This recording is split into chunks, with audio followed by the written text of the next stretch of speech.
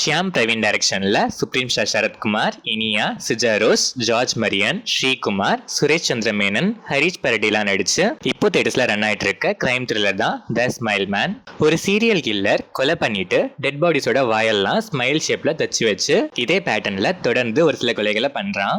சில வருஷங்களுக்கு முன்னாடி இந்த கேஸ் டைம்ல பர்சனலா ஒரு லாஸ் ஆலையும் அதுக்கப்புறம் நடந்த ஆக்சிடென்ட் ஆலையும் சர்வீஸ்ல இல்லாத சரத்குமார் இதே மாதிரி கொலைகள் மறுபடியும் நடக்க சிபிசிஐடி அவர்கிட்ட ஹெல்ப் கேட்க மறுபடியும் கேஸ்குள்ள வராரு. இந்த சீரியல் கில்லர் யாரு, அவன் ஏன் கொலை பண்றான், சரத்குமாருக்கு என்ன லாஸ், அவர் ஏன் சர்வீஸ்ல இல்ல, திரும்பி ஏன் வந்தாரு, வந்து அந்த சீரியல் கில்லரை பிடிச்சாரா இல்லையா, இந்த மாதிரி பல கேள்விகளுக்கான பதில் தான் த ஸ்மைல் மேன். இந்த படத்தோட run time 2 hours and 2 minutes. படம் ஆரம்பிச்சது கொஞ்சம் ஸ்லோவா தான் ஸ்டார்ட் ஆச்சு.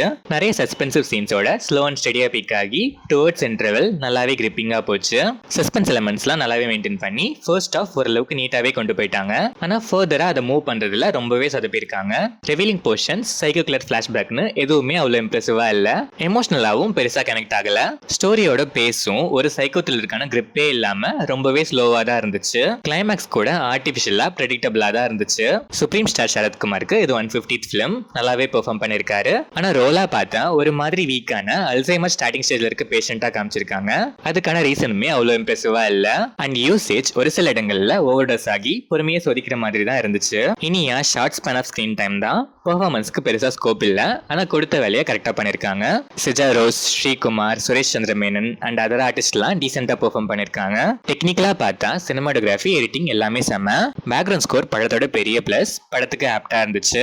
ஓவராலா பார்த்தா எடுத்துக்கிட்ட ஸ்டோரி லைன் கூட ஓகே தான். ஃபர்ஸ்ட் ஆஃப் ஓரளவுக்கு நீட்டா கொண்டு போயிட்டாங்க. ஆனா ஃபர்ஸ்ட் ஆஃப்ல மெயின்டைன் பண்ண சஸ்பென்ஸை ரிவீல் பண்ற விதத்துல டோட்டலா சொதப்பிருக்காங்க.